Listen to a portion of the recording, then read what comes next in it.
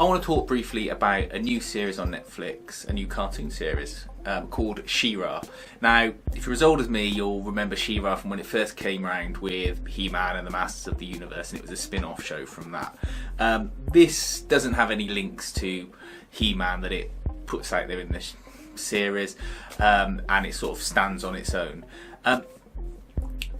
Normally I wouldn't watch this kind of show, but my niece and nephew were around and had it on, and it's really good.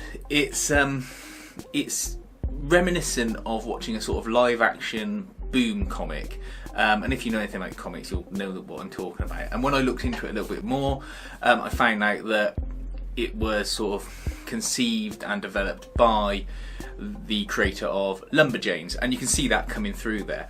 There are obvious influences in it from sort of Steven Universe, and some have said Avatar, and I can understand why, but mainly sort of Steven Universe and that sort of chummy, relaxed atmosphere.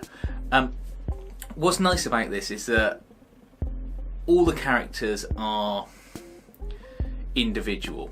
It's set in a world where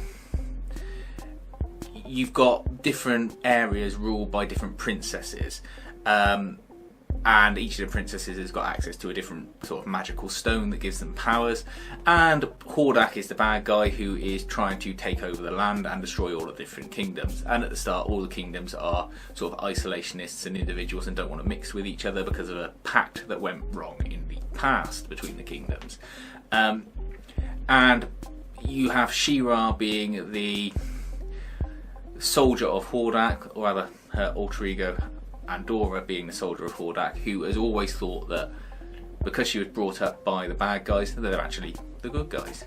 And then a chance encounter during a battle teaches her otherwise. And she also gets access to a magic sword that turns her into She-Ra.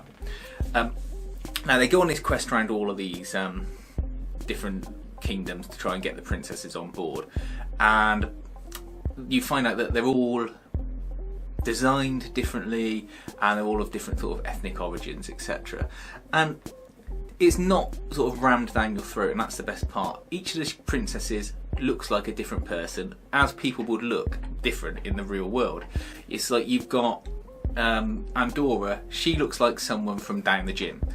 Her outfit is a sort of modern young woman's gym outfit. She's got the sort of high-waisted leggings and a compression top on, and she looks kind of athletic, but she's not sort of got a massive rack, and she's not, you know, exaggerated in any way.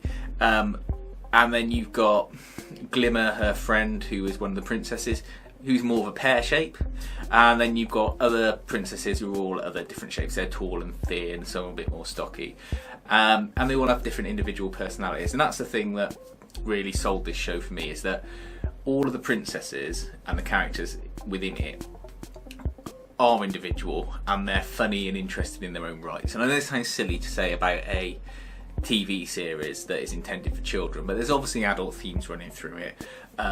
There's heavy inference that the characters in it are of multiple sexual persuasions, and that's fine. Again, it's not sort of like shoved down your throat. It's just taken as granted that this is the way it is, and I found it a really enjoyable watch. It has sort of individual stories that follow up all the way through to a big arc for the series, and it does have a sort of final conclusion.